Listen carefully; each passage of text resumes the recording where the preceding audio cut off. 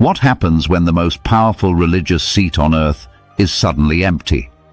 Behind Vatican walls, a secretive ritual begins, steeped in smoke, sacred oaths, and centuries of silent tradition. But what the Vatican doesn't want you to know, that's where this story gets real. This video takes you deep inside the mysterious process of choosing the next pope, how it works, who's in the running, and what happens inside the Sistine Chapel when the doors close and the world waits. With Pope Francis's sudden death, the next conclave is coming, and it could change the Catholic Church forever. Stick around because some of the frontrunners might surprise you. Everyone talks about white smoke and ancient rituals, but the truth about how the next pope is chosen, it's deeper and darker than you've heard. From locked doors to whispered power struggles, from financial secrets to a church divided, this isn't just about picking a leader. It's about the battle for the soul of Catholicism. Stay with me, because by the end of this video, you'll know what's really happening inside the Vatican and what they're not telling you. It all begins the moment a pope dies or resigns, and as of this very week, that moment isn't theoretical, it's real. On April 26, 2025, Pope Francis passed away at the age of 88. The Vatican news broke early in the morning. Rome fell silent. Crowds began gathering in St. Peter's Square, candles in hand, heads bowed. For many Catholics around the world, it felt like losing a grandfather, someone who challenged them, comforted them, and made them see faith through a different lens. Francis wasn't just a spiritual leader. He was a disruptor, a reformer, a man who chose humility over grandeur and fought to pull the church out of its ivory tower. His death has left not just a leadership void, but a moral and ideological one. Now, with the seat of Peter vacant, the church enters the sede vacante, the official vacant seat period. And in this critical moment, the man with the most immediate power isn't the most well-known. It's the Camerlengo, a ceremonial title with very real authority during this transitional phase. His job is to confirm the death, seal the papal apartments, and take over the daily administration of the Holy See until a new pope is elected. That role now belongs to Cardinal Kevin Farrell, an Irish-born former Bishop of Dallas. He's the quiet operator now holding the keys to one of the most powerful institutions on earth, at least until the conclave begins. He supervises Vatican finances, oversees the transition, and acts as the guardian of papal authority while the world holds its breath. And what's unfolding now is the very beginning of a tightly choreographed, deeply secretive, and historically loaded process, one that blends sacred ritual with real-world power politics. And while the official line is one of order and reverence, behind the scenes, it's something else. When a papacy ends, it leaves a void, and in that void, ambition grows. Ideologies clash, power brokers start whispering, because the next conclave won't just elect a new pope, it'll decide what the Catholic Church becomes next. Now, technically, any baptized male Catholic can be elected pope. But let's be honest, since 1378, it's only been cardinals, and even among them, only those under 80 get to vote. Right now, that's about 135 cardinals. And here's the key. Over 70% were appointed by Pope Francis himself. You'd think that would guarantee a Francis-style successor, right? Not so fast. Many of these cardinals may have been appointed under Francis, but they don't all agree with him. Some think he pushed too hard. Others think he didn't push hard enough. Francis, after all, wasn't your typical pope. He lived simply. He ditched the lavish papal apartment, drove a Ford, refused the red Prada shoes. He emphasized mercy over rules. He opened the door, just slightly, for LGBTQ Catholics and divorced couples. He wanted a church that was more human and less rigid. But that shook a lot of traditionalists. For them, Francis was a disruptor, a danger to the old world order. So while Francis shaped the electorate, the outcome isn't guaranteed. To understand what's at stake, let's rewind a little. The rules of papal succession were shaped by chaos. The first conclave in 1274 only happened because cardinals once took almost 3 years to elect a pope. The locals in Viterbo, Italy, locked them in a building, ripped the roof off, and fed them bread and water until they made a decision. That's literally how the system got its name. Conclave means with a key. In 1978, Pope John Paul I died just 33 days into his reign. His sudden death, still surrounded by conspiracy theories, sparked 2 conclaves in 1 year. Then came John Paul II, the Polish giant who made the papacy global again. When he died in 2005, Cardinal Ratzinger became Benedict XVI, only to resign in 2013, the first in almost 600 years to step down voluntarily. That opened the door for Francis. And now, in his twilight years, the stage is set again. So what actually happens inside a papal conclave? The cardinals file into the Sistine Chapel beneath Michelangelo's masterpiece. The atmosphere? Heavy, solemn, like time itself has slowed down. Once inside, they lock the doors, literally. No phones, no texts, no messages, just silence and centuries of tradition. Then comes the oath of secrecy. Each cardinal swears before God that nothing about the voting process will ever leave those walls. Break that oath and you face automatic excommunication. No second chances. The Church takes this dead serious. Voting begins.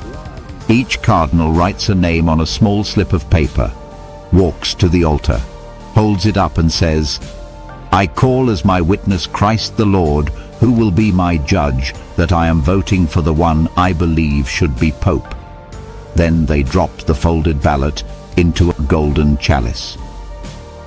3 designated cardinals, known as scrutineers, count the votes. Each name is read aloud. The ballots, they're pierced with a needle and thread, tied together and burned.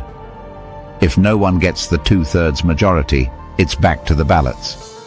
And honestly, if you've ever watched Survivor, you'd swear tribal council borrowed from the Vatican. Dramatic walk to the voting urn? Check. Secrecy? Check. Ceremony? Check.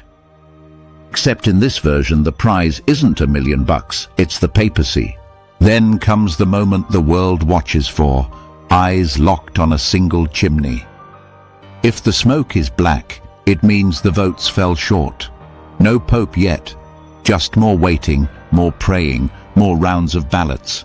But when the smoke turns white, that's the signal. A decision has been made. A new pope has accepted. And to avoid any confusion, the Vatican uses chemical cartridges. Yes, science meets scripture to make sure that smoke is unmistakably white. Moments later, the great bells of St. Peter's begin to ring. The crowd surges, cameras flash. The anticipation is electric. Then, from the balcony above St. Peter's Square, a cardinal steps forward and declares the ancient words, "Habemus Papam." We have a pope. And in that instant, with the world holding its breath, a new chapter begins. But here's the part they never tell you. The conclave isn't just spiritual, it's deeply political. Behind those locked doors, deals are made, alliances formed, promises whispered over espresso in the Vatican guest house. Sometimes it takes days, occasionally even weeks, of strategic maneuvering to reach the 2/3 vote needed. This isn't just about picking the man who wears white robes. It's about choosing a direction for the future of 1.3 billion Catholics across every continent. Doctrine, diplomacy, social values, it all rides on this one decision. And we've seen this play out before. Back in 1903, during the conclave following Pope Leo XIII's death, there was a clear frontrunner, Cardinal Mariano Rampolla. But just as he was gaining momentum, the Austro-Hungarian Empire stepped in. Yes, an outside political power literally tried to veto his election. The emperor's representative delivered the jus exclusivae, an ancient, unofficial right claimed by Catholic monarchs to block a candidate they didn't like. The result? Rampolla was shut down, and a compromise candidate, Giuseppe Sarto, was elected. He became Pope Pius X, a deeply conservative pope who would go on to roll back many of the progressive leanings of his predecessor. That moment proved something unspoken. Conclaves are never just about prayer. They're about power. And that's what makes the upcoming conclave so tense. Because the Church today, it is not unified, not even close. It's split between those who want to continue Francis's vision, global, inclusive, reform-driven, and those itching to pull the reins back hard. And once the doors close, it all comes down to who has the numbers and who plays the game better. Pope Francis tried to clean up the house, and one of the biggest messes? The money. Let's talk Vatican finances for a second. Everyone assumes the Church is filthy rich, and in some ways it is. Art, property, investments. But operationally, the Vatican is struggling. Donations are down. Scandals have cost millions. And in 2021, the Church was rocked by a real estate debacle. Over $200 million lost in a shady London property deal. One cardinal, Angelo Becciu, was even indicted. That's huge. Francis tried to crack down. He brought in reformers, auditors, even lay experts. But resistance ran deep. The Vatican Bank, once a place for off-the-books transfers and hidden wealth, still hasn't earned back trust. The Church may have assets, but it's bleeding credibility, and it's bleeding cash. So now imagine this. The next pope inherits not just a spiritual empire, but a financial crisis. Will he double down on reforms, or sweep the mess under the red carpet? And then there's the scandal of abuse, still haunting the Church. Francis took steps, set up commissions, punished some abusers, but critics argue it wasn't enough. Survivors still wait for justice. Some cardinals want to continue the healing. Others want to stop talking about it altogether. The next pope will have to choose. And who are the candidates? Cardinal Pietro Parolin, Italian, diplomatic, safe. He's the Vatican Secretary of State. If the cardinals want stability, he's their guy. Cardinal Luis Tagle, Filipino, popular, globally loved. He could be the first modern Asian pope, a symbol of the Church's shift away from Europe.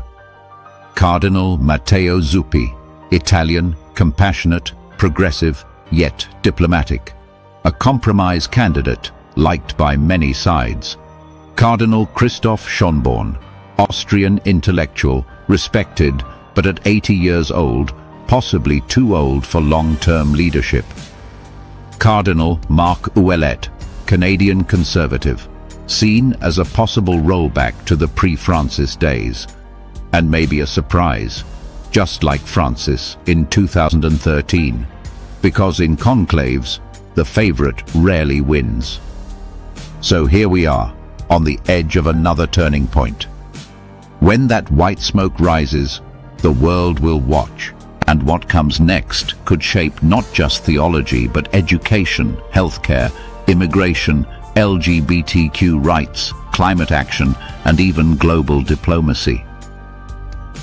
Because the Pope isn't just a spiritual figure, he's a global one. The Church will tell us it's God's will, but behind the incense and Latin chants, This is very much a human story, with high stakes, secret votes, and a future hanging in the balance. The next pope could bring unity, or deepen the divides. He could be a bridge or a wall.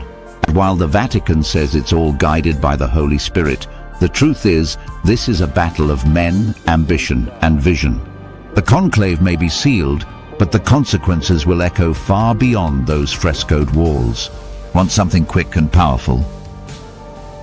Watch the next video from the Word, a rapid-fire Cliff Notes version of the entire Gospel, broken down in just minutes. It's a history-packed ride you don't want to miss. Grab your popcorn, hit subscribe if you're into weekly spiritual deep dives, and stick around for more shows that feed your soul. Stay blessed, Word fam. See you in the next video.